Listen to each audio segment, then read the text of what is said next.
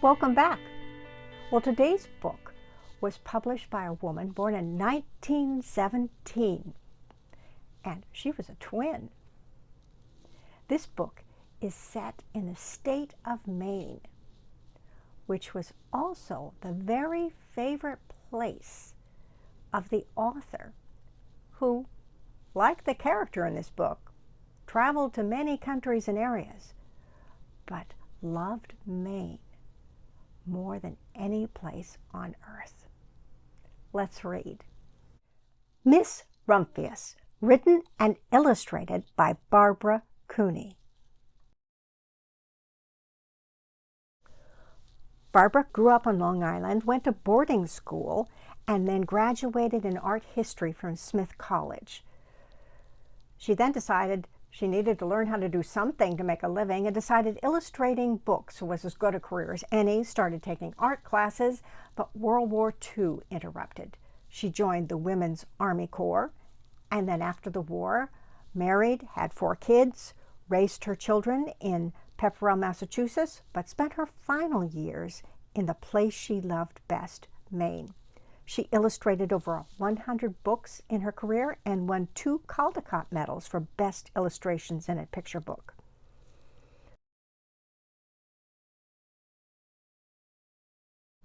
The Lupin Lady lives in a small house overlooking the sea.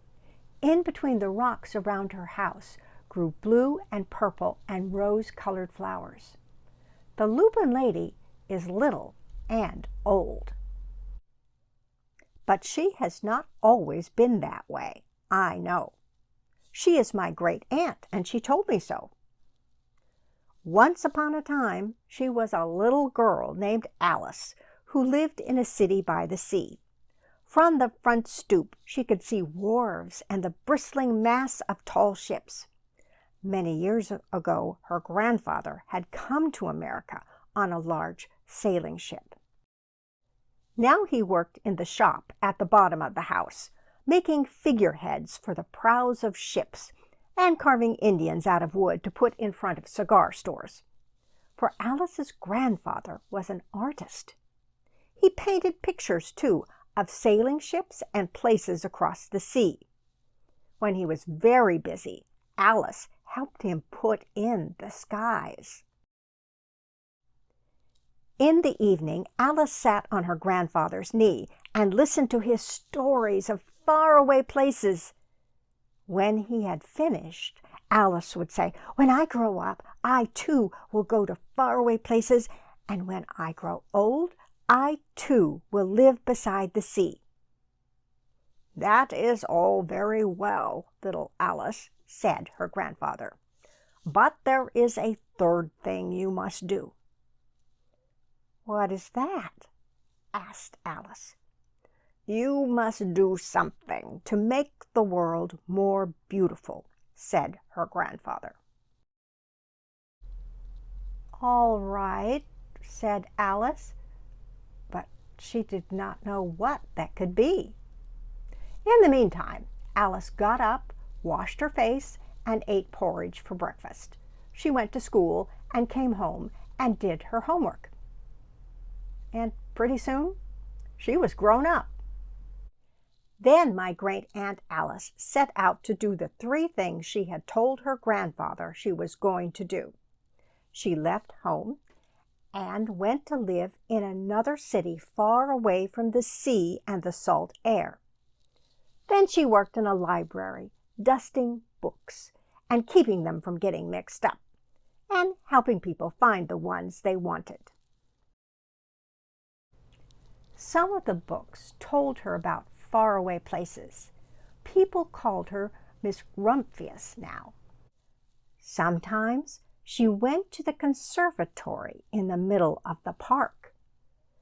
When she stepped inside on a wintry day, the warm, moist air wrapped itself around her, and the sweet smell of jasmine filled her nose. "This is almost like a tropical isle," said Miss Rumphius, "but not quite." So Miss Rumphius went to a real tropical island where people kept cockatoos and monkeys as pets. She walked on long beaches, picking up beautiful shells. One day she met Bapa Raja, king of a fishing village.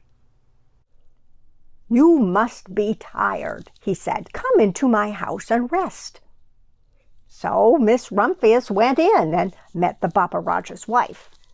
The Bapa Raja himself fetched a green coconut and cut a slice off the top so that Miss Rumphius could drink the coconut water inside.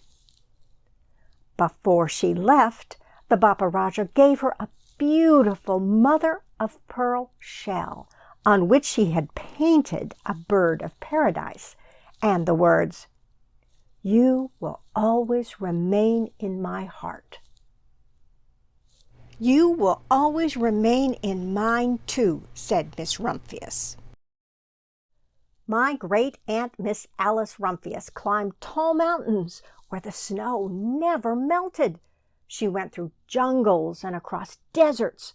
She saw lions playing and kangaroos jumping, and everywhere she made friends she would never forget. Finally, she came to the land of the lotus eaters, and there, getting off a camel, she hurt her back. "What a foolish thing to do," said Miss Rumphius. "Well, I have certainly seen faraway places. Maybe it is time to find my place by the sea." And it was, and she did.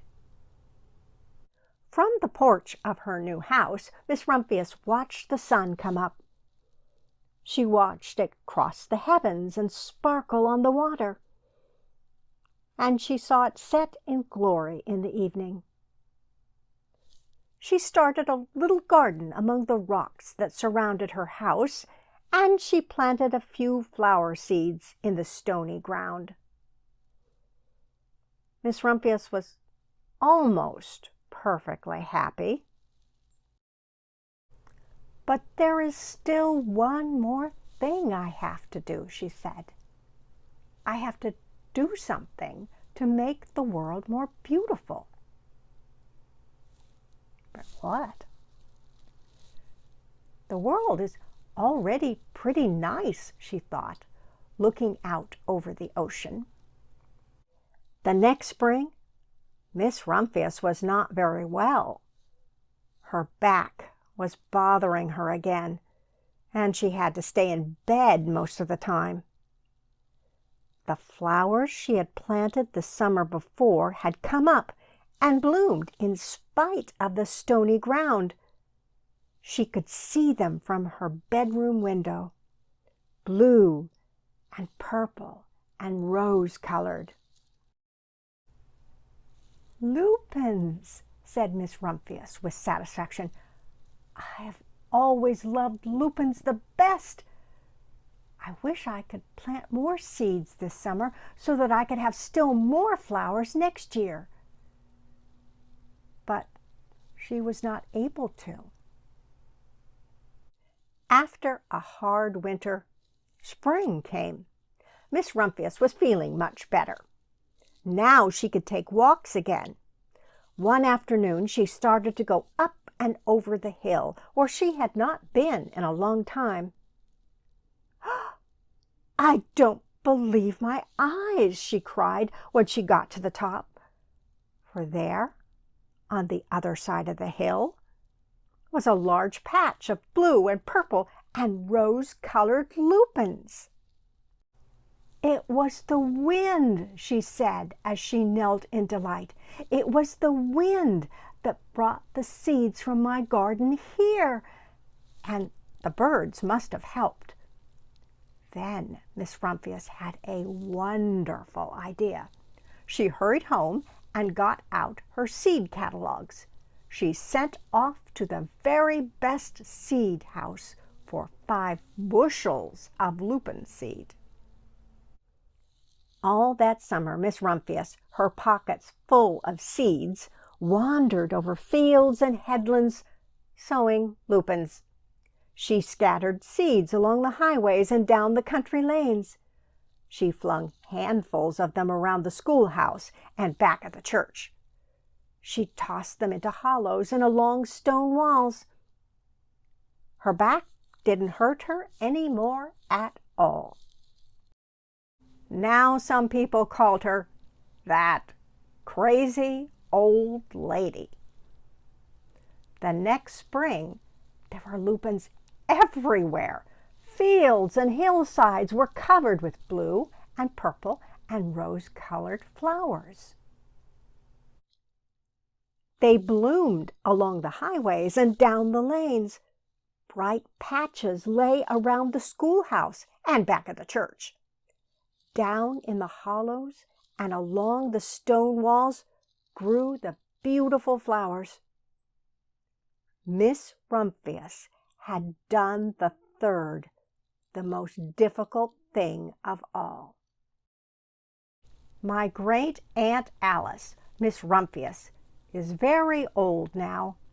Her hair is very white.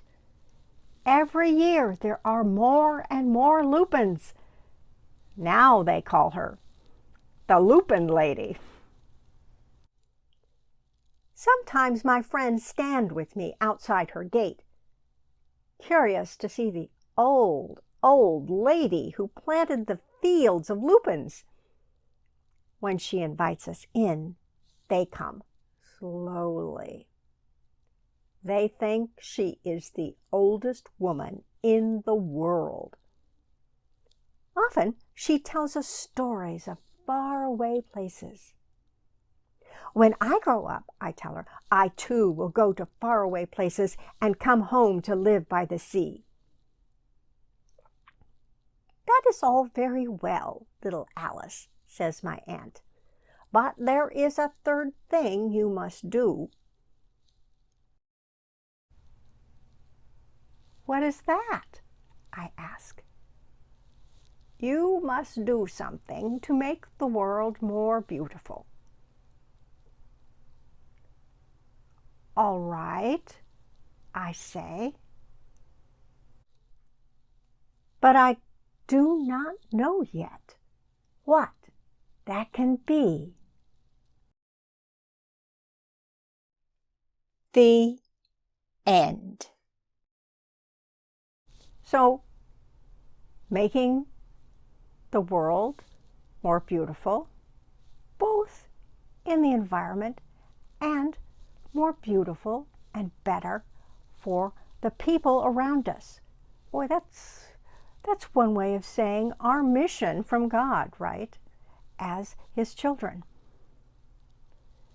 So, what was the inspiration for this book? Well, first, some of the travels to faraway places are based on places that Barbara Kuna visited, but there's also a real other person. Hilda Hamlin moved to America from England in 1904 when she was 15. Hilda's uncle invited her to stay in his remote cabin in Maine in the summers.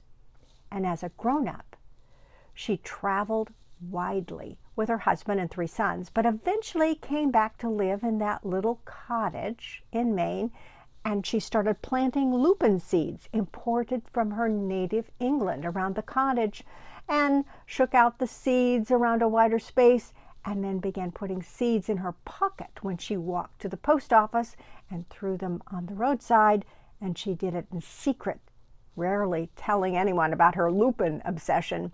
But some of her friends knew. She didn't drive, and when friends gave her a ride, they'd catch her throwing lupin seeds out the window.